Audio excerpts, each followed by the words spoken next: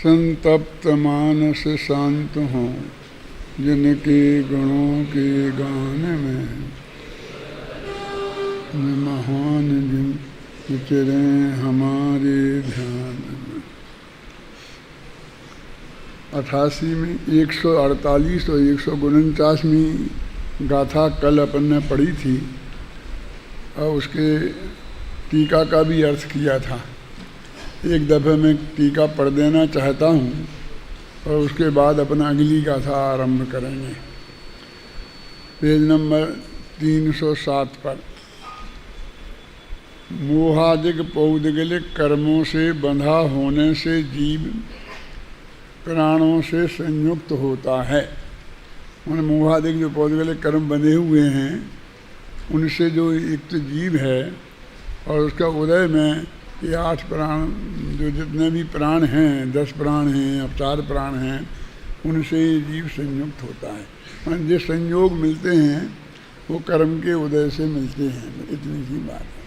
बात यह मोहादिक लिखा, ठीक है, तो उनने पौद्गलिक शब्द जोड़ करके उसे भाव से हटा के पुद्गल द्रव्य पे लाया।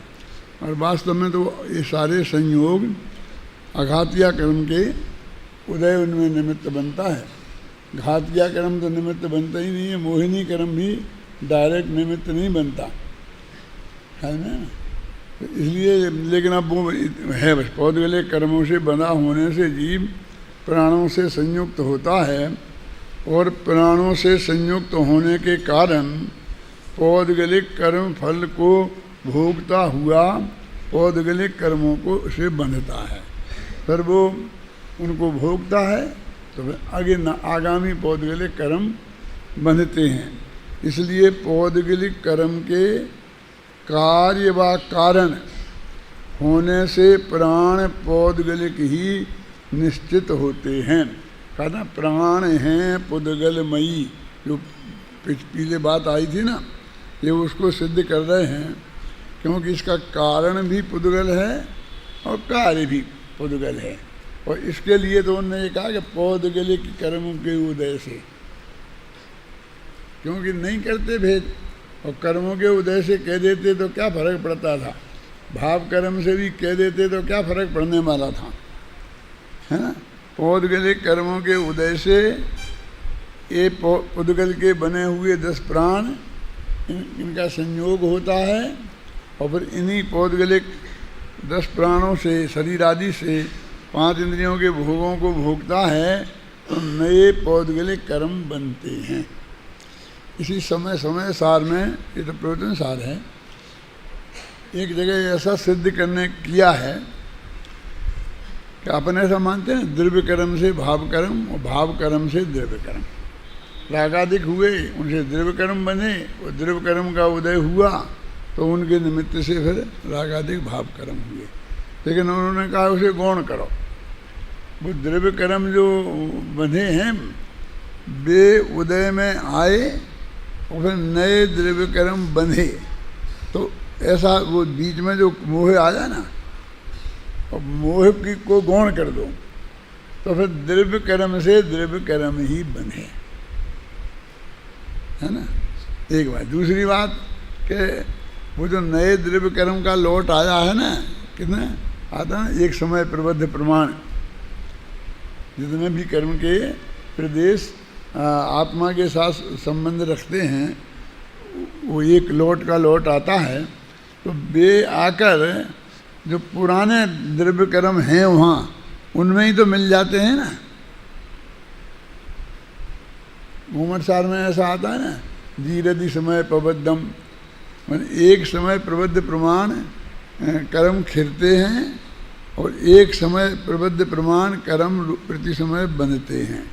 लेकिन वे जो बनते हैं वे ही नहीं खिरते हैं। अनेक समय बद्धम बा, एक समय अथवा अनेक समय में बंधे हुए वे कर्म, और उनका बैलेंस बराबर बना रहता है। वो जोड़ अर्ध क्या हानि प्रमाण ऐसा कोई शब्द है ना, वो इतना बना रहता है बैलेंस।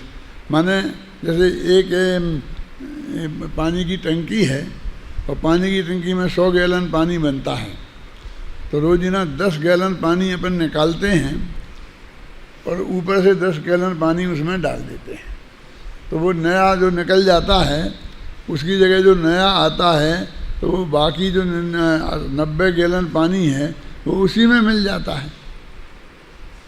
फिर जो दूसरे समय सप्लाई होगी तो उनमें कौन सा पानी सप्लाई होगा? जो आज अपन ने डाला है वो होगा कि पुराना वाला होगा? कहते वो तो मिल के एक ही हो गया। वो उनका एक पिंड बन जाता है और उस पिंड में का एक हिस्सा फिर वो उदय में आता है, तो उसमें पुराना भी हो सकता, नया भी हो सकता, और कर्मों में तो हो सकता है नहीं है, बहुत व्यवस्थित सब व्यवस्था है कि कितने परमाणु पुराने कितने नए कैसे मिलके कैसे उदय में आते हैं, वो सब व्यवस्था है। तो उन्होंने कहा पौधगले कर्म से पौधगले कर्म बनते हैं। यहाँ तो अपन को इतनी कहनी बात है, बीच में उनने वो उसको गौण किया भाव कर्म को, और अभी यहाँ कहते हैं मोहादि कहा तो सीधे भावी कर्म पकड़ने में आते हैं।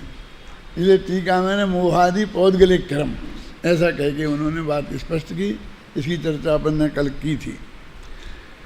और तो इसमें अब मतलब कारण और कार्य दोनों हो गया। माने जो हमारे प्राण हैं ये पुद्गल कर्म के कार्य हैं और पुद्गल कर्म के बंधने में कारण भी हैं, दोनों हैं। इनका कार्य कारण संबंध उनसे आपस में है। जयसेनाचार्य ने एक उदाहरण दिया है जो अच्छा है, इसलिए यहाँ कोट कर दिया, लेकिन कोई ऐसी खास बात नया प्रमेय नहीं है। वो कहते हैं हम एक अग्नि का गोला उठाकर और किसी को मारें तो हमारा हाथ पहले जलेगा और उसके बाद में जिसको हमने ऐसा मारा है वो जले भी और नहीं जले, क्योंकि हमारा चूक जाए निशाना, उस पर नहीं है, बगल में गिरे है, वो जलेगा इसकी गारंटी नहीं है, क्योंकि उसका जलना तो उसके पुण्य पाप उसके कर्म उसकी स्थिति पर निर्भर है, समझे ना। हमारे फेंकने से कोई वो जल जाएगा ऐसा नहीं है। हमने किसी को बुराई करी तो सारा जगत उसे बुरा समझ लेगा ऐसा नहीं है। वो तो उसकी वो बुरा है भी, उसके पुण्य पाप का उदय उस टाइप का है, ऐसा कीर्ति है इस कीर्ति का, उसमें बहुत ऐसे हेतु हैं कि जो हेतु बनते हैं उनके हिसाब से उसका यश और अपयश होता है। ख्याल में है ना। अकेले हमारे बुराई करने से उसकी बुराई नहीं होती, हमारी भलाई करने से उसकी भलाई नहीं होती, क्योंकि उसकी बुराई भलाई होने में उसके अंदर में इससे भी ये तो निमित्त है ना, बाह्य निमित्त है, अंतरंग निमित्त और उपादानगत योग्यता, बहुत जो पंच संभाग के पूरे कारण हैं वो सब वहाँ विद्यमान हैं। तो वो कहते हैं वो तुम तो जलोगी, लेकिन तुमने वो गोला हाथ में उठाया है। अब लोहे का गोला गरम उनको न उठवाया, एक पत्थर भी उठवा सकते थे, लेकिन वो पत्थर से जलते नहीं है ना।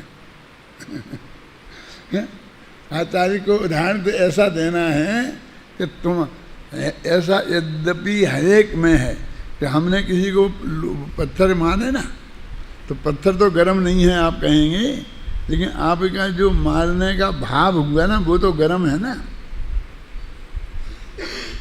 है? आप तो क्रोध कसाय में जल रहे हैं ना, ऐसे ही थोड़ी उठा के पत्थर किसी को मार देते हैं। तो उसमें आपको बंद तो कर्म का होगा ही होगा, हो ही गया। अब वो पत्थर पे उसको लगे नहीं लगे वो सब उस पर निर्भर है। तो पत्थर पे से भी घटित हो सकता है, लेकिन लोहे के गोले से ज़रा ज़्यादा स्पष्ट हो जाती है बात, है ना। तो उन्होंने लोहे के गोले को एकदम वो गरम आग से तप्त लाल हुआ, ऐसा लोहे के गोले को उन्हें बताया। इन कसायों के संदर्भ में ऐसा ही है ना कि हमने किसी के प्रति क्रोध किया, गुस्सा किया, और फिर वो गुस्सा हम अंदर दबा लेते हैं तो बैर बन जाता है। पढ़ा होगा ना उत्तम क्षमा का लेख आपने, क्या कि अंदर में सड़ा हुआ फिर क्या, हाँ आचार मुरब्बा। जो बैर जो है वो क्रोध का आचार या मुरब्बा है। आचार या मुरब्बा सड़ा गला के बनाते हैं ना, ऐसे क्रोध को हमने अंदर रख लिया और जब वो सड़ गल गया तो बैर बन जाता है। तो वो जितने काल तक हमारे अंदर रहेगा वो हमको तो जलाता ही रहेगा ना, है? और फिर हम जब वो उदय में आएगा और जब फिर हम क्रोध करेंगे जिस व्यक्ति के लक्ष्य से करेंगे, अब वो व्यक्ति को यदि तीव्र पुण्य का उदय चल रहा है, यदि समझ लीजिए कि वो अपने बैठ करके और सपक श्रेणी में चल रहा है, तो उसे कुछ नहीं होने वाला है। वो तो घातिया कर्मों का नाश करके अंतर्मूर्त में केवल ज्ञान प्राप्त कर लेने वाला है।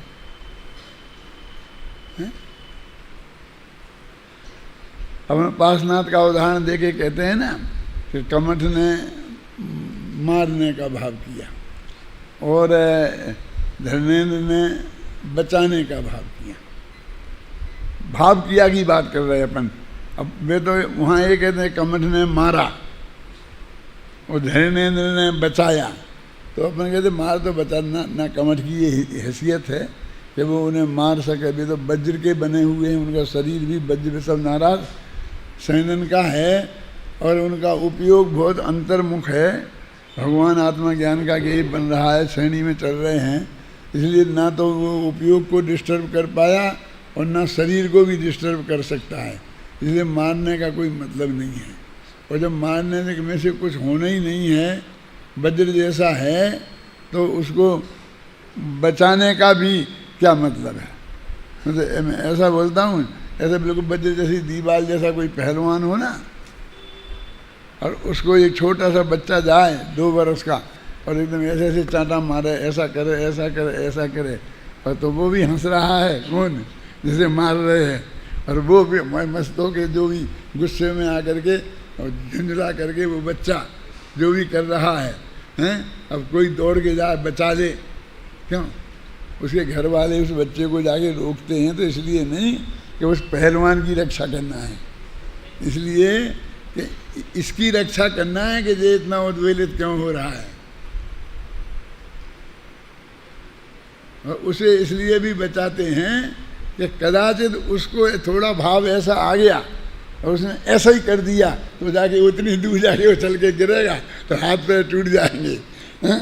तो वो पहलवान को बचाने नहीं जाते हैं, अपने उस बच्चे को बचाने जाते हैं। तो ऐसे ही खेल उनका नहीं है पद्मावती का, और उनकी जो कहते हैं उनने रक्षा करी, उनने मारा, ये भाषा हम कैसी बोलते हैं, यानी हम पार्श्वनाथ को भी नहीं जानते। उनका वज्र का शरीर बना हुआ है, उनके शरीर में अतुल्य बल है, आत्मा में अनंत बल है, आई समझे ना। और एक ये साधारण सा देव, ये बड़े बड़े देव जब उनका जन्म हुआ था तब लेन लगा करके कलश झोल रहे थे। वो उन देवों में इस देव की क्या हैसियत है, वो 1 लाख में भी नंबर नहीं आता उसका। क्यों? ये तो भवनवासी जाति के देव थे, वो धर्मेंद्र वगैरह और वो सब, समझे ना। और वो तो ऊपर के देव होते हैं, सौधर्मेंद्र आदि हैं। तो किसी को एक जरा सा विकल्प आ जाए तो ऐसा कर दे तो इसमें सब इसका साफ हो जाए मामला, है ना। तो उनको क्या का बचाना और क्या का मारना, लेकिन हमने वो मारने और बचाने को इतना वो कर दिया है भी, इतनी महिमा मंडित कर दिया और उसके चित्र बना दिए और यहाँ लगा दिए और मंदिर में मूर्तियाँ भी वैसी बना दी और पारसनाथ का फंड लगा दिया, ऊपर से वो नीचे से पद्मावती के माथे पे बैठा दिया। क्यों? क्या दुर्दशा करी है? मैंने हमको वो चीज़ बहुत महत्व की दिख रही जब उसी समय भी कि वो के साहब बराबर उनने बिल्कुल राग द्वेष नहीं किया। क्या नहीं किया, वो क्या किया की बात बोलो ना। और किया तो बात की है ही नहीं, हुआ की बात है। रात को बोला था ना, जहाँ किया लिखा हो वहाँ हुआ समझ लेना। माने उनका उपयोग अंतर्मुख था, उनके परिणाम छपक श्रेणी में के जैसे भाव होते हैं ऐसे भाव उनके अंतर में थे। क्या तो उनने कमठ और उसके बारे में क्या अपन कहेंगे, उनने उनकी तरफ देखा ही नहीं, जाना ही नहीं। तो फिर अपन दूसरा कह रहे थे कि वो जाने नहीं, पर को जानने नहीं, पर को जानने नहीं। अरे उनके ज्ञान के गेय भी बन गए तो क्या फर्क पड़ता है? वो जो आंदोलित हो जाएं, राग देश रूप परिणमित हो जाएं तो कुछ होता है ना। ज्ञान के गेय बनने से थोड़ी सब कुछ ऐसा हो जाता है। और ज्ञान के गेय बनने से राग देश रूप परिणमित हो ही जाएंगे, ये गारंटी थोड़ी है। उनकी स्थिति यदि वीतरागता की है तो कुछ नहीं, चाहे बने ज्ञान के गेय चाहे नहीं, उसमें ज्ञान के गेय बनना और नहीं बनना कोई मुख्य गुण है ही नहीं है? क्या उसकी बात ही नहीं है। तो ये जो कर्म की जो वर्णन करते हैं आचार्य यहाँ, अलग अलग अपेक्षाओं से जब उनको जो बात समझानी होती है उस हिसाब से वो वहाँ वैसा उदाहरण देते हैं। बस कोई इसमें और विशेष बात है नहीं। अब अपनी अगली गाथाओं के बारे में अपन बात करते हैं। विगत गाथाओं में यह बताया है कि इंद्रियादि प्राणों रूप शरीर आदि के संयोग का अंतरंग कारण इनके प्रति एकत्व ममत्व का होना है। ये देखो, ये तुम्हारे है ना, किताब है तुम्हारे पास, समय सार है? किसके पास है? हाथ उठाओ। ये किताब किसके पास है ना? तो ये देखो कि ये मुक्त हो जाता है लिखा ना। और फिर हम जहाँ से पढ़ रहा हूँ विगत गाथाओं में, इसके पहले जो नंबर डाल दिए यहाँ 150 से 151, देखे ना है कि देख लिया सबने? ये बस इतना सा बताना चाहता हूँ, छपाने की जो स्टाइल है जिससे तुम्हें कुछ समझने में सुविधा रहे कि यहाँ इसका मतलब पूरा पहले की गाथा खत्म हो गई, अब उसकी चर्चा बंद कर दी। अब नीचे की पंक्तियों में अगले गाथा की चर्चा होगी। वो उत्थानिका, अगली पंक्ति की उत्थानिका है। समझ में आया क्या नहीं? सब ऐसे ऐसे तो देख रहे जैसे कोई बहुत बड़ी बात हो गई हो। क्या है यहाँ पर 150, 150, 151 नहीं लिखा है? छूट गई हैं वो तो। ये तो समझ लो कि ऐसा हर गाथा के बाद आएगा, वो गाथा नहीं सब दूसरी गाथा सही है ना। इधर जो 48, 49 है ना, वो जो वो गाथा हैं, लेकिन मतलब इसमें भी तो अंत में वो ही है ना। वो बता रहा हूँ कि यहाँ वो बात खत्म हो जाती है। इसमें भी निष्कर्ष के रूप में लिखा है ना, इस प्रकार इन गाथाओं में और उनकी टीका में यही कहा गया है कि मोहादिक पौद्गलिक कर्मों से बंधा होने से जीव प्राणों से संयुक्त होता है और कर्म फल को भोगता हुआ पुनः कर्मों से बनता है। इस प्रकार पुराने पौद्गलिक कर्म के उदय के कार्य हैं और नए पुद्गल कर्म के बंध के कारण हैं। इस प्रकार प्राण पूर्णता पौद्गलिक ही है।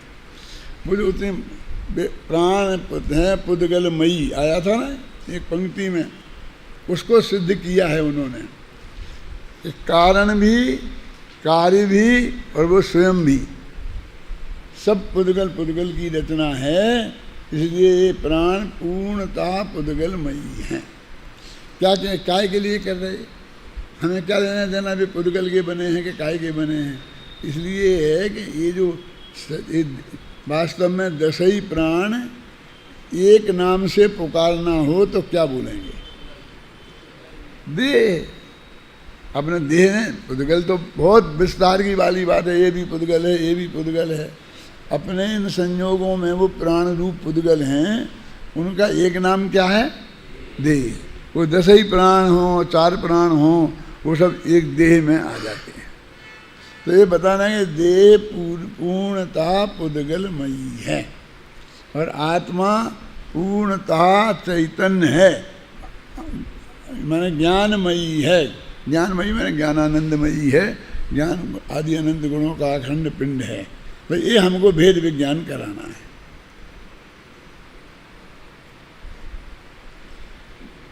क्या तो रहे ज्ञान ज्ञेय का विभाग कराएंगे, लेकिन आखिरकार मुख्यतः तो वो देह पे ही आ जाती है। आप समझे ना? उन सब का प्रतिनिधि देह और इनका प्रतिनिधि भगवान आत्मा। आप समझे?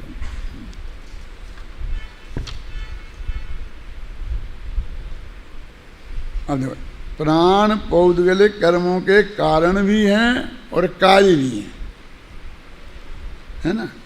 विगत गाथाओं में यह स्पष्ट करने के उपरांत देखो, इसकी स्टाइल आप एक दफ़ा समझ लो टीका की, तो बहुत आपको सुविधा रहेगी कि हर गाथा में आधी पंक्ति में, एक पंक्ति में पिछली गाथाओं में क्या कहा ये भी बताया है। अकेली पिछली गाथा में नहीं, जहाँ जैसी आवश्यकता हो तो पिछली गाथाओं में, कहीं कहीं पूरे अधिकार की बात हो सकती है, कहीं पूरा प्रवचनसार की सब गाथाओं में भी हो सकती है। ख्याल में कि अभी तक जो बात कही गई वो ये है और अब इसके बाद यहाँ खड़े हैं, ये बता दिया गया है। ऐसे ही उस गाथा का जब अंत कहते हैं तो उसमें लिख दिया है कि इसमें जो हमने इतनी मेहनत करी है, इतना तर्क युक्ति से बात सिद्ध की है, वो उसका निष्कर्ष ये है। तो आपको पूरी बात बीच की समझ में भी नहीं आए, क्योंकि न्याय की भाषा होती है ना, तो आपका काम हो गया, है ना। एक अमेरिका में एक डॉक्टर हैं, डॉक्टर महावीर कुमार नाम है उनका, महाराष्ट्रियन है, शांति जी। तो वो उनने वहाँ 2100 समय सार और 2100 छेडाला का सार वहाँ अमेरिका में बांटे। तो वहाँ घर घर में समय सार है, और मैं जाता हूँ तो हर घर में कौन कितना पढ़ते होंगे मैं नहीं कह सकता, लेकिन हर जगह बहुत सम्माननीय स्थान पर वो विराजमान हैं और रोजाना लोग उन्हें नमस्कार करते हैं, पूजन करते हैं। तो वो स्वाध्याय भी बहुत करते हैं।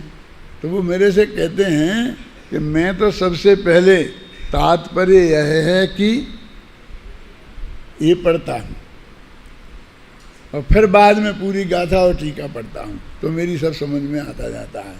और यदि मैं पहले ये सब करूँ तो फिर समझ में कुछ नहीं आता। आप जानते हैं लिखने की दो पद्धतियाँ होती हैं गद्य लिखने की, एक समास पद्धति और एक व्यास पद्धति। ये नाम सुने किसी ने? हाथ उठाओ। नाम सुने हो, बस पूछूंगा नहीं, परिभाषा परिभाषा यही है, दो तीन तार हैं। अभी मैं बता दूँ इस समास पद्धति और व्यास पद्धति क्या है। कि जब हमको कोई भी विषय समझाना है तो एक स्टाइल तो ये है कि हम पहले ही कह दें कि अब हम आपको ये समझाते हैं, तो उससे सामने वाले को का माइंड मेकअप हो जाता है कि अब मुझे क्या बात समझाई जा रही है। तो जो जो बात बीच में आती है समझाने के लिए उदाहरण आदि, वो उस पर घटित करता चला जाता है। और एक ये है कि हम पहले समझाना शुरू कर देते हैं। जैसे एक उदाहरण दे दिया, जैसे अग्नि, अब कुछ नहीं, अब अग्नि न मालूम कहाँ से आ गई, ऐसा है ना। और फिर उसके हिसाब से सिद्धांत समझाएंगे और फिर अंत में कहेंगे निष्कर्ष वाक्य कि आखिर ये सुनिश्चित हुआ कि ये नक्की हो गया। माने या तो शुरू में या अंत में। और हम दो ही तरीके से प्रयोग कर लेते हैं। हम शुरू में भी बता देते हैं कि अभी हम ये कहने जा रहे हैं, और अंत में भी बता देते हैं कि अब हमने इन गाथाओं में ये कहा है ना। तो बिल्कुल सर्वसाधारण की ये समझ में आ जाता है। मेरे से अभी कुछ लोगों ने कहा कि आपने इसमें अन्वय नहीं दिया, जबकि पुरानी टीकाओं में एक एक शब्द का अन्वय है। अब उनकी पढ़ने की आदत पड़ी है, वो अन्वय वैसा करके देते हैं, तो फिर पूरा अर्थ द्वारा स्पष्ट लिखना चाहिए अपनी भाषा में, जैसा कि वो मैंने दिया है। क्योंकि वो अन्वय तो टूट टूट के होता है, जल पानी फिर बनाना, ऐसे ऐसे ऐसे ऐसे पढ़ने से काम होता है। फिर पूरा एक वाक्य बनाना चाहिए ना कि क्या कहा गया इसमें। अब उसमें वो नहीं है, अब वो वाक्य नहीं है तो वो बैठता नहीं है। अब वो 100, 200, 500 आदमी में एक आदमी ऐसा होगा कि जिसको ये विकल्प आएगा कि ये जो आधा मली मसो है इसका क्या अर्थ है। हर एक को नहीं आता, हर एक तो ये जानना चाहता है गाथा का क्या अर्थ है। और यदि हम बिल्कुल सीधी खड़ी भाषा में बढ़िया ऐसा लिख दे में कि देखो, जब तक यह कर्म मल से मलिन आत्मा देह प्रधान विषयों में ममत्व नहीं छोड़ता तब तक बारंबार अन्य अन्य प्राणों को धारण करता है, तो उसकी समझ में बहुत जल्दी है। हमने समझ ये ज़्यादा अच्छी पद्धति है, क्योंकि हम यहाँ व्याकरण नहीं पढ़ा रहे, हम भाषा नहीं पढ़ा रहे, सब्जेक्ट पढ़ा रहे। कल सुबह आया था टीवी के प्रवचन में कि भाषा क्या होती है, सब्जेक्ट क्या होती है। उदाहरण मैंने दे के समझाया था कि मैं स्कूल में पढ़ाता था संस्कृत में, तो वो सब आती हैं, हिंदू धर्म की बातें बहुत आती हैं। और मेरे पास पढ़ने वाले लड़के जैन भी होते थे, वो हिंदू बहुत होते थे। और स्कूलों में कॉलेजों में तो ज़रा चंचल प्रकृति के ज़्यादा ही होते हैं ना, तो वो मैं जानते थे जैनी हैं, और ये इस बात को मानते नहीं हैं। एक श्लोक था, हे शंकर भगवान, मंगलाचरण था, हे शंकर भगवान आप रागियों में भी श्रेष्ठ हैं और वीतरागियों में भी श्रेष्ठ। मैंने दोनों जगह तो आपने वो टॉप किया है, रागियों में भी सबसे ऊपर हैं और वीतरागियों में भी सबसे ऊपर हैं। और उसमें तर्क दिया था कि रागियों में तो इसलिए क्योंकि आपकी दाहिनी जांघ पर पार्वती जी विराजमान है। मैं अर्धांगिनी बोलते ना, वो वहीं से आया है। वो शंकर जी ने अपने आधे अंग में ही उन्हें शामिल कर लिया था, अपने लोग पूरे कहने की अर्धांगिनी है। उनके यहाँ तो वो शंकर जी की फोटो ऐसी बनाते हैं कि आधे अंग में पार्वती जी और आधे में शंकर जी। तो आपने पार्वती को आत्मसात कर लिया है, इसलिए आप तो रागियों में श्रेष्ठ हैं। अब आप वीतरागियों में श्रेष्ठ क्यों हैं? क्योंकि अपन कहते हैं उनने इधर एक नया नेत्र खोला था, तीसरा नेत्र, और उससे उन्होंने कामदेव को जला दिया था। कामदेव आया और उन्हें भ्रष्ट करने की कोशिश कर रहा था, ख्याल में आई ना। तो उन्हें गुस्सा आ गया और उन्होंने एकदम तीसरा नेत्र खोला, उसमें से भयंकर अग्नि निकली और वो कामदेव जल गया। तो कामदेव जल गया, खत्म हो गया कामदेव, तो वीतरागियों में सर्वश्रेष्ठ हो गए। ये छंद था उस किताब में, ये छंद था कि हे शंकर भगवान आप रागियों में भी श्रेष्ठ हैं और वीतरागियों में भी श्रेष्ठ हैं। मैं पढ़ाता था उसे, मैंने पढ़ा, वही तो पढ़ाऊंगा जो उसका अर्थ है। तो लड़के पूछते थे क्यों सा पंडित जी, वो बात सही है कि वे रागियों में भी श्रेष्ठ थे और वीतरागियों में भी श्रेष्ठ थे। क्यों? क्योंकि वे जानते, ये तो मानते कि जैन धर्म है वीतरागी, तो है? ये तो वीतरागियों में श्रेष्ठता की बात कुछ है नहीं। तो मैं उनसे कहता था कि इस छंद का जो अर्थ मैंने बताया है वो 100% सही है। क्या समझ में आया? वो बात सही है कि नहीं है, मैंने इसमें कुछ नहीं कहा। लेकिन इस छंद का जो संस्कृत का हिंदी में अर्थ है जो मैंने बताया वो 100% सही है। तो वो कहते नहीं, वो आप क्या मानते हैं? मैंने कहा देखो, मैं यहाँ फिलोसफी नहीं पढ़ा रहा हूँ, लैंग्वेज पढ़ा रहा हूँ। ये हिंदी का पीरियड है, आप समझे, ये संस्कृत का पीरियड है, ये दर्शन का पीरियड नहीं है जिसमें हम इस बात पर विचार करें, ख्याल नहीं ना। तो ये वो जो हमने समय सार हम पढ़ते हैं, ये सब हम सिद्धांत समझने के लिए पढ़ते हैं, ये भाषा समझने के लिए नहीं। आप प्राकृत भाषा समझने के लिए नहीं पढ़ते, समझ रहे? तो मैंने इसलिए ऐसा लिखा इसकी। आपका ऐसे कैसे आपको आता नहीं होगा? अरे आता होने के लिए तो क्या इसमें ही लिखा है ना, पुरानी जो छपी हैं उनमें तुम्हें उपलब्ध है ना वो, तो हमें उपलब्ध नहीं था। क्यों कैलाश जी? नहीं आता था उसमें देख लेते। मैंने कहने का मतलब वो अन्वयार्थ हम नहीं देख सकते थे क्या? तो हमको नहीं आने का कहाँ सवाल है, लिखने में कहाँ दिक्कत थी? अब यदि 100-500 आदमी में एक आदमी कहता उसे देखने का विकल्प आता है, तो ये भी तो उपलब्ध है ना दूसरा, तुम उसको दूसरे को उठा के देख लो। और उसकी वजह से हम पूरी जो हमने एक स्टाइल चुनी है उसको अलग कर दें, ये तो सही नहीं है। अभी कैसे बनाया गया, के काम कैसे लिखा, उसके पीछे सब चिंतन है। ऐसा इतना आसान नहीं है। अभी तुम एक किताब ये है ना, पूरा प्रवचन सार की टीका लिख लो और उसे दे दो किसको? कंपोजिटर को, कि इसकी कंपोज कर दे तू। तो नहीं कर सकता, ऐसे नहीं चलता काम। क्यों?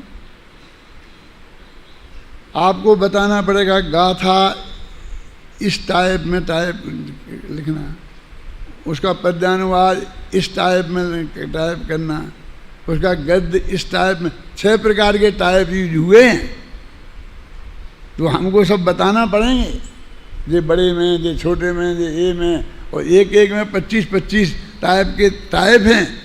तो वो कह दूँ बना के ला इधर सब, और हम उसमें से चुनेंगे, दे इस टाइप में गाथा लिखना, इस टाइप में अनुवाद लिखना, इसमें पद्यानुवाद लिखना, इसमें गद्य लिखना, इसमें हमारी टिप्पणी लिखना। अलग मालूम पड़ जाए कि ये हमारी टिप्पणी है, ये कोटेशन है। माने वो जो हम कोमा मोमा लगा करके करते हैं वो तो है ही, लेकिन ये छपाने में भी कौन से टाइप का कितना प्रयोग किया है वो भी होता है। अन्ना जी तो लिखते, प्रकाश की तो कहते हैं दादा ये लिख दो, इसमें हमने 6 प्रकार के टाइप का उपयोग किया है। ज्ञानपीठ ने लिखा छापा वो कौन? जैनेन्द्र कोश। तो हमने इसमें इतने तरह के टाइप का उपयोग किया है, हैं? तो उसमें कौन से टाइप में वो वाक्य लिखा है उसका भी कुछ अर्थ है। अब तुम तो विद्वान बने, सब समझ में आना चाहिए ना। ऐसा दे करके नहीं होता कि कंपोज करा लो, कि साहब आप दे दो, उसे कह दो मैं दे आता हूँ कंपोजिटर को, वो कंपोज कर देगा फटाफट।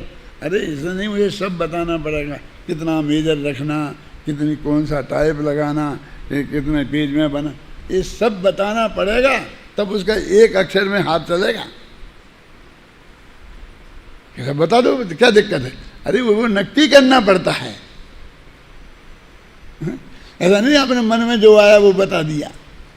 कौन ठीक रहेगा, कैसे ठीक रहा है, पहले किसने कैसे तरह से उपयोग किया है, अब अपन कैसा उपयोग करेंगे, तो उसमें और हम पढ़ते वक्त क्या दिक्कत आई थी, तो उस दिक्कत को हम यहाँ कैसे फेस करेंगे, तो कम से कम दिक्कत हो, ऐसा कोशिश ऐसा करना पड़ता है हर चीज़ में।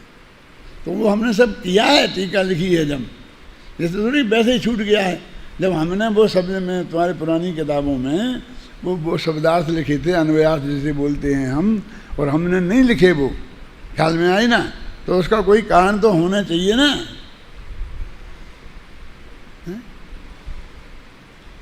तो तुम नहीं सोच सकते हो, हम बताने कभी कभी बता, हमेशा थोड़ी बताएंगे। अभी हम जाएंगे अहमदाबाद प्रवचन करेंगे तो उन्हें बताएंगे, तो देखेंगे हमें क्या देना था, कौन सा टाइप लगा है, कौन सा।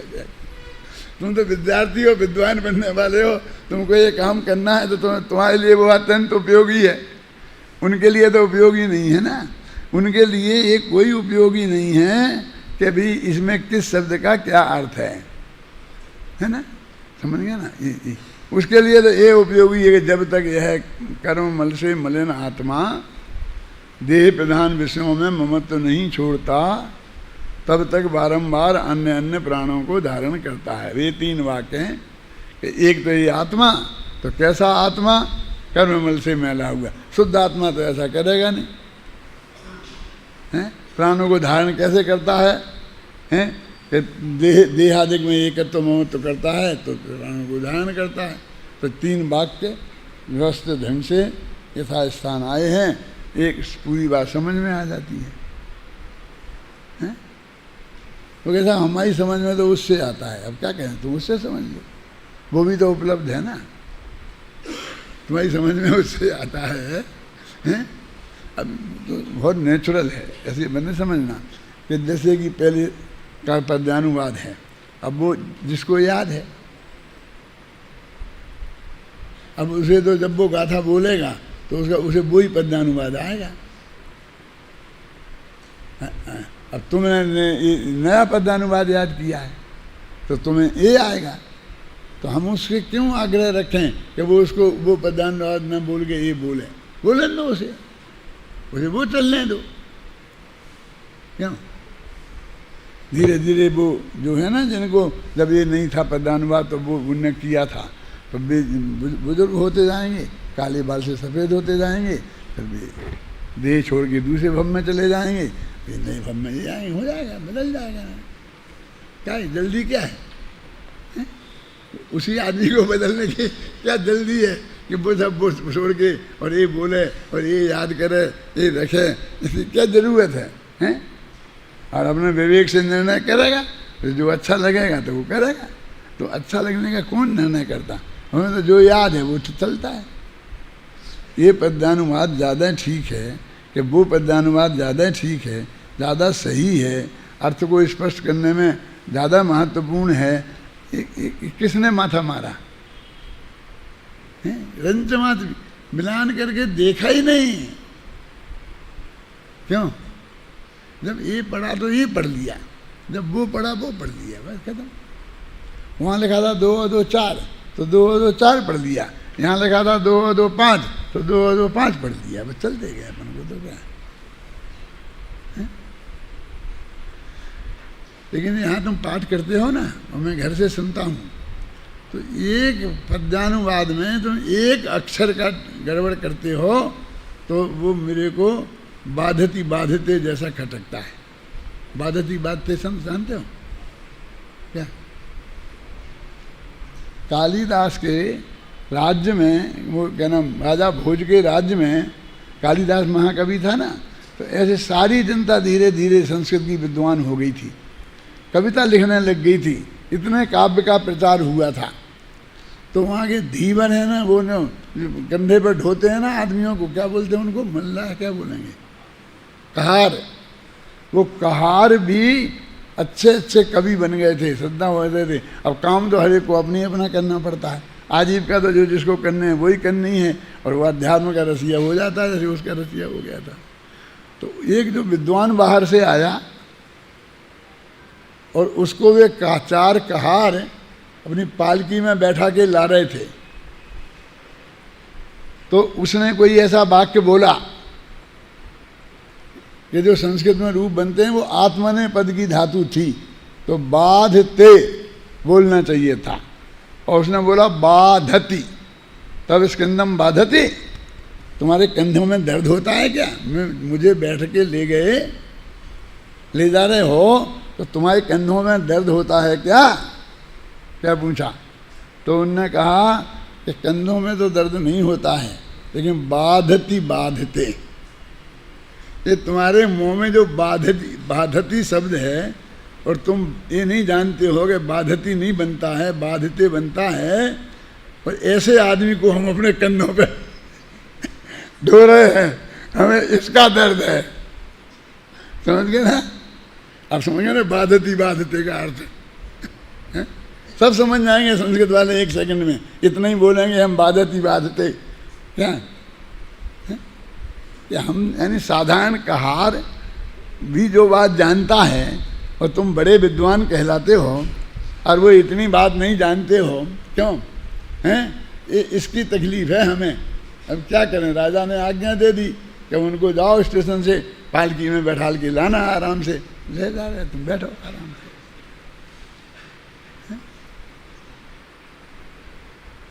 तो यदि 2 तरह की चीज़ उपलब्ध है और आपको लगता है कि दोनों ही उपयोगी हैं, तो दोनों रखो ना पास में और दोनों को पढ़ लो, कोई प्रतिबंध तो है नहीं। आज कोई दिक्कत तो है नहीं, बहुत आसान है, उपलब्धि भी बहुत आसान है, और अब हम पढ़ना चाहें तो पढ़ सकते हैं, लेकिन किसी को माथा पच्ची थोड़ी करना है कुछ। हाँ, तो अब कह रहे प्राण पौधगले कर्मों के करण भी हैं और कार्य भी हैं, कारण भी हैं और कार्य भी हैं। विगत गाथाओं में यह स्पष्ट करने के उपरांत अब इन गाथाओं में यह स्पष्ट करते हैं कि पौद्गलिक प्राणों की संतति की प्रवृत्ति और निवृत्ति का अंतरंग हेतु क्या है। गाथाओं का पद्यानुकारी माने एक पंक्ति में इन गाथाओं में क्या कहेंगे, 2 गाथाओं में वो सब बात आ गई। फिर अंत में 3-4 पंक्तियों में सब बात आ जाएगी।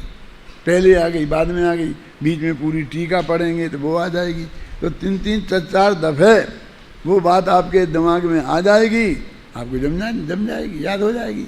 इतने में तो आप अकलंक नहीं होंगे, निकलंक होंगे तो भी काम चल जाएगा, और निकलंक होंगे तो नहीं होंगे। जो 2 दफ़े याद होता था उसके भी छोटे भाई और होंगे कुछ कलंक मलंक तो भी तुम्हारा काम हो जाएगा, क्या अनेक बार रिपीट हो जाएगी ना, है? अनेक बार रिपीट हो जाएगी तो वो बात समझ में आएगी। तो पढ़ो अब ये कथाएं कौन सी, 150 और 151। चलो।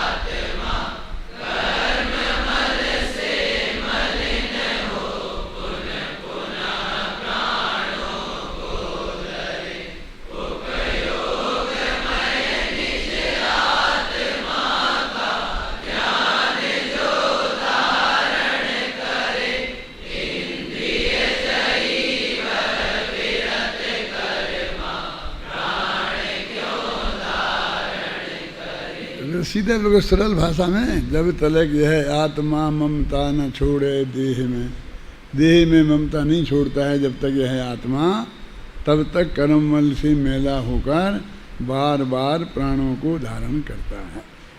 अरे जब तलक क्या, जब तक ही है ना, कि जब तलक का अर्थ क्या है? तो जब तक ही लिखते ना, इसमें कुछ होगा ना, जब तलक लिखा ना, जब तक ही से काम चलता है ना। लेकिन क्या करें, एक अक्षर ज़्यादा चाहिए।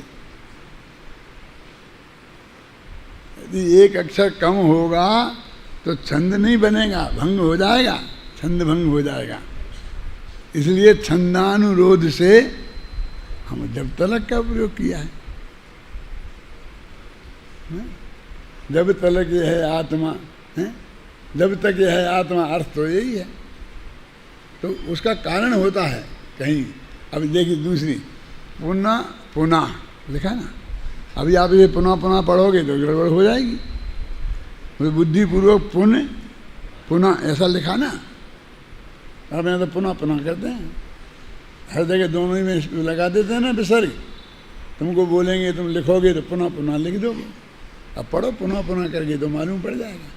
वहाँ जब तक पढ़ो और यहाँ पुनः पुनः पुनः पढ़ो, छंद में कैसे पढ़ पाते हो। तो अर्थ तो दोनों का एक ही, पुनः का वही अर्थ है और पुन का भी वही अर्थ है।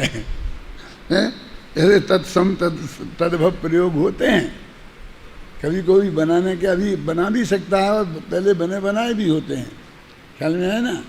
तो अभी है ना पुनः पुनः, कैसा पुनः पुनः पुनः पुनः क्या है? अब उससे कहते भाई जिसमें पहले डैश लगा यहाँ पे, उससे ही माथा पढ़ने पड़ती है। वो कहता है ज़्यादा भूल गए हैं, जब इस पुनः में 2 बिंदी लगी तो इस पुनः में क्यों नहीं लगेंगी, जब वही पुनः है तो। क्योंकि तू नहीं लगा भाई हम जो कह रहे हैं वैसा कर।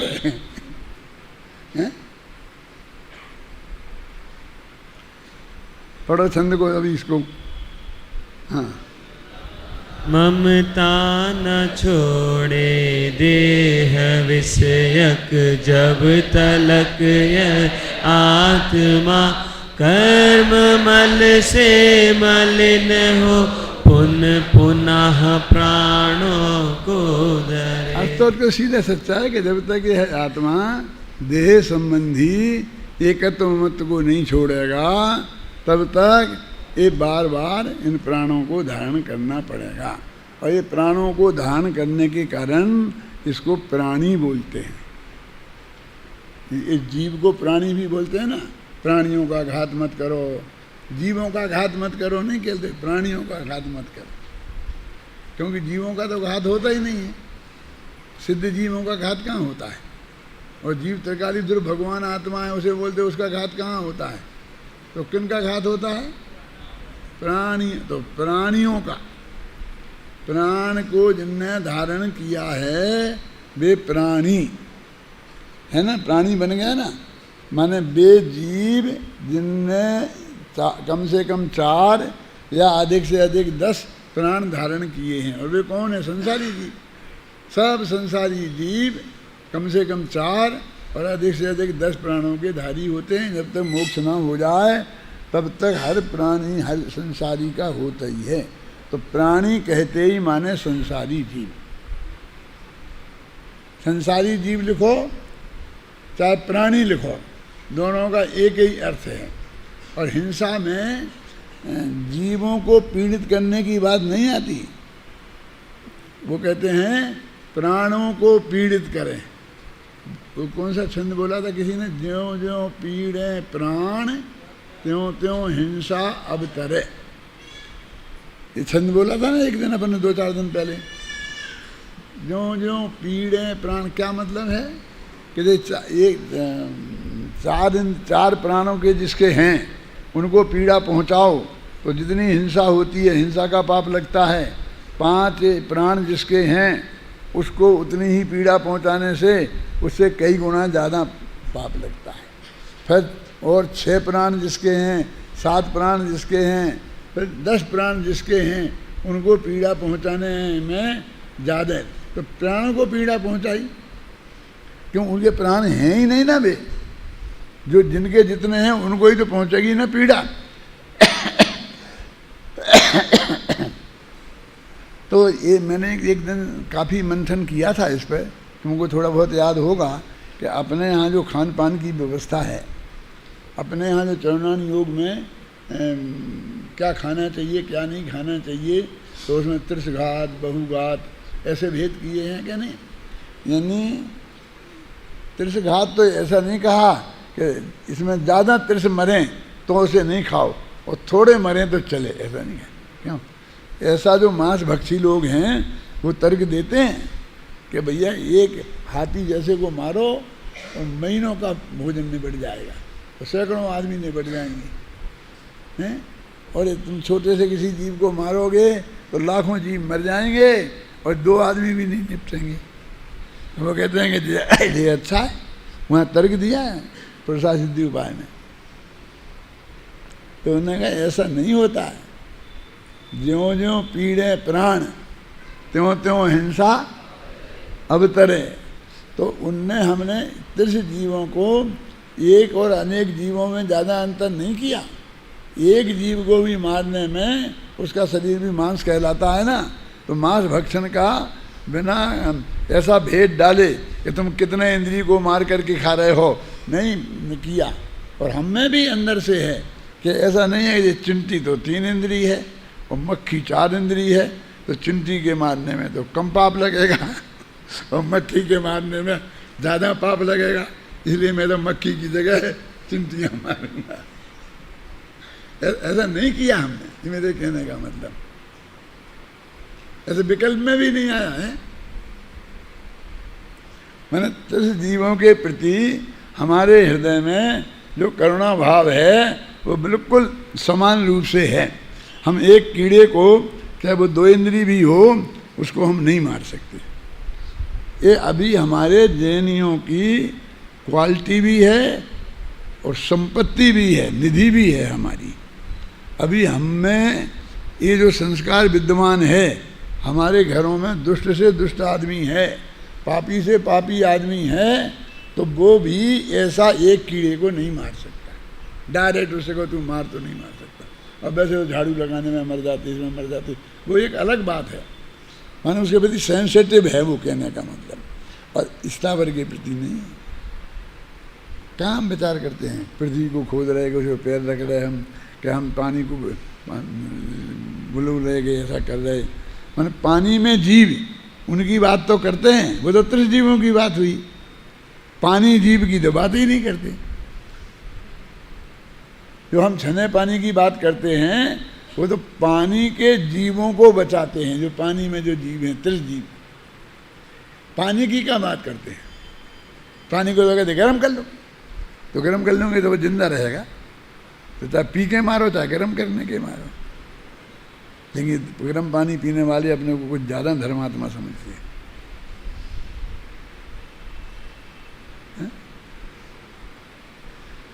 एक इंद्रिय में जो हैं पृथ्वी, जल, वायु, अग्नि, इनके बारे में, अग्नि को, दीपक को बुझाते वक्त तुम्हें लगता है कि हमने हत्या की है? क्यों? अपनी स्नेहियों की समझ में आता है कि मंदिर में दीपक नहीं जलाना चाहिए। कहाँ से कैसे पंडित आ गए हैं जी, और इनको दीपक जलाने में भी पाप होने लगने लग गया। अरे लेकिन दीपक जीव है ना, एक इंद्रिय जीव के प्रति हमारे हृदय में अभी जीवत्व की कल्पना नहीं है, अंदर से वो प्रवेश किया नहीं है कैलासन जी। नहीं तो क्या फर्क पड़ता है? हमने वो दीपक चढ़ाया, ऐसे लेते आरती ऐसे ऐसे ऐसे करके भगवान के सामने ऐसे, क्या कर रहे थे? भगवान की तरफ भेज रहे उस लोगों को। धूप डालते हो तो धुआं को ऐसा करते हैं। हम तो धुआं से बचते हैं, भगवान का गला खराब नहीं होगा।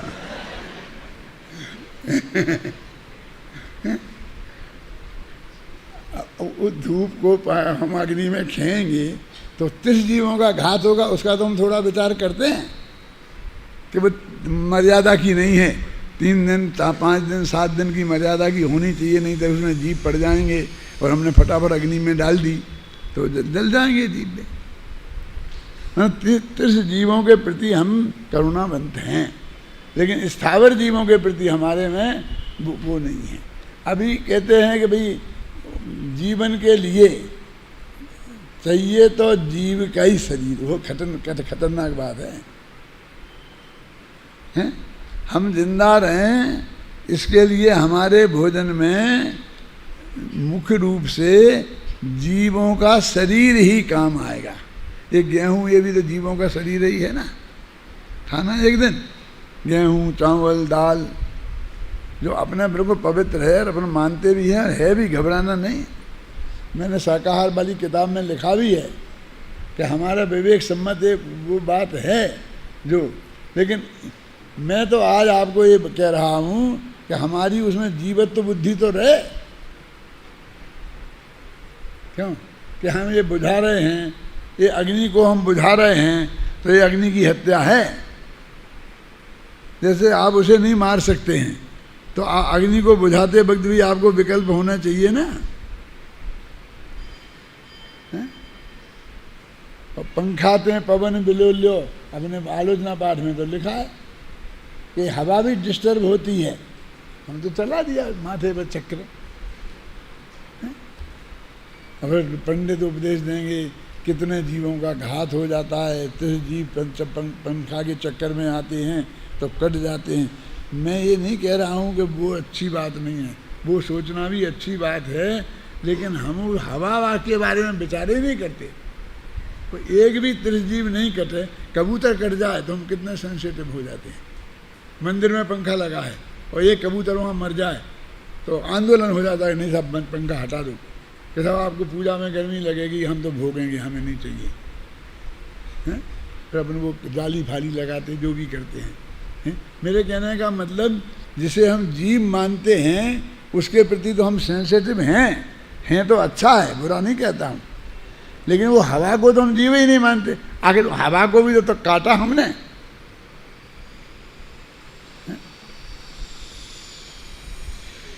जल को, पृथ्वी को, हवा को, पानी को, ये सब बातें हैं ना। तो अभी हमारा स्थावर के प्रति जैसे वो हमको जैसे 30 जीवों के घात के प्रति हम सेंसिटिव हैं, माने हम मांस आदि के प्रति हम सेंसिटिव हैं, उतने हम जैसे मांस को जितना हम अभक्ष मानते हैं, हमारे हृदय में उसके प्रति अरुचि है, शराब में उतनी नहीं है। क्यों? वे शराब के जीव हमें दिखते नहीं हैं, जबकि उसमें भी 30 जीव हैं। नशा भी करती है लेकिन नहीं दिखते हैं, तो ये तो दिखना चाहिए। तो इसलिए हमारे शास्त्रों में लिखा आगम चक्षु साहू, तो आगम में देख, तेरी आंखों से सब नहीं दिखेंगे। क्या शास्त्र में देख, जहाँ शास्त्र में बताए हैं। तो उन्होंने फिर हमको कहा कि तुम इसके बिना तो काम चलेगा नहीं, तो जिनमें एक जीव है उसको चलेगा, जिसमें एक जीव के साथ और अनेक जीव हैं वो नहीं चलेगा, और जिसमें अनंत जीव हैं वो तो बिल्कुल नहीं चलेगा। ऐसा भेद किया ना। साधारण वनस्पति, प्रत्येक वनस्पति, सप्रतिशत प्रत्येक वनस्पति, तो अपने यहाँ तो बहुत वैज्ञानिक धर्म की दृष्टि से ये है। और ये सब जो मैं अर्थ कर रहा हूँ, काय का कर रहा हूँ? ज्यों ज्यों पीड़े प्राण त्यों त्यों हिंसा अब तरे। क्योंकि जब हम उस त्रिस को पीड़ा पहुंचाते हैं तो वो तड़पता है, वो तड़पता देखता है तो हमें वो दुखी है ऐसा ख्याल आता है। अभी हवा को ऐसा ऐसा करते तो हवा तड़पती दिखती नहीं है, पानी को ऐसा करते तो पानी तड़पता दिखता नहीं है, अग्नि को बुझाते तो अग्नि कोई चिल्लाती दिखती नहीं है, हैं? पेड़ को कुछ भी काट देते, डाली तोड़ दी, है ना, ऐसे हमारे बाल पकड़ के इतने उखाड़ दे कोई, ऐसा ही हुआ ना। जरा सी डाली तोड़ दी, पत्ते तोड़ दिए, उंगली तोड़ दी, लेकिन अभी तो चिल्लाता है। आदमी की तोड़ो तो बाल खींचे तो चल रहा है, कौन चिल्लाता है तो मालूम पड़ता है, उसको हमको विचार ही नहीं करते। हमारे आचार्यों ने हमें बताया कि भाई तुमको इसके बिना काम नहीं चलता है, तो अपनी आवश्यकता के अनुसार जितनी बहुत ज़रूरी है उतना उसका प्रयोग कर लो, और बाकी का उसकी सुरक्षा करो, ऐसे बताया ना। तो वो हमारे शास्त्रों में भी आखिर वो जीव का शरीर, ये जो मांसभक्षी लोग हैं ये तर्क देते हैं कि तुम भी तो जीव ही का शरीर खाते हो, हम भी जीव का शरीर खाते हैं, जीव ही जीव का शरीर है। ऐसा तर्क उसमें भी उठाया है। कहाँ? सागा धर्मामृत में, शांति जी आपने पढ़ा, उसमें मैं बताता हूँ, बहुत अच्छा श्लोक है कि श्लोक का भूल रहा हूँ, उसका अर्थ ऐसा है कि मांस खाने योग्य नहीं है, यद्यपि जीव का अंग समान होने पर भी, ऐसा छंद है कि समत जीव का अंग है। कौन सा? मांस भी और अनाज भी, दोनों जीव के अंग हैं, तथापि मांस भक्ष नहीं है, अनाज भक्ष है, ये दिया। फिर उसका उदाहरण दिया, स्त्रीत्वा विशेषेपि जनैर जायैव नाम्बिका। क्या अर्थ है इसका? कि स्त्री, माँ भी स्त्री है और पत्नी भी स्त्री है, तो स्त्रीत्व की अपेक्षा तो दोनों समान हैं। स्त्रीत्वा सामान्य होने पर भी जनई जायैव, मनुष्यों के द्वारा पत्नी ही भोग्य है, नाम्बिका माँ भोग्य नहीं है। ऐसा नहीं तुम तरह कर सकते हो, दोनों महिलाएं, महिलापन समान होने पर भी दोनों में जैसे विवेक है, ऐसा जीव का अंग समान होने पर भी जो है अनाज खाने योग्य है और मांस खाने योग्य नहीं है। ऐसा पंडित आशा दर्जी ने, यहीं मांडरगढ़ है ना, बिजोलिया के पास, वहाँ एक किला है, उस किले में एक जैन मंदिर है, उस मंदिर में बैठकर उनने जो शास्त्र लिखा था उसमें ये लिखा। तो पंडित आशा दर्जी साधारण पंडित नहीं थे, एक जगह तो ये लिखा कि भी आचार्य अमृतचंद के गुरु थे, उनने आचार्य अमृतचंद को पढ़ाया था। बहुत बड़े विद्वान थे, संस्कृत भाषा के भी और जैन दर्शन के भी। उनने अनागार धर्मामृत, सागार धर्मामृत, और उसमें अनागार धर्मामृत में तो नयों के बारे में कितना विस्तार से लिखा है। हो गया।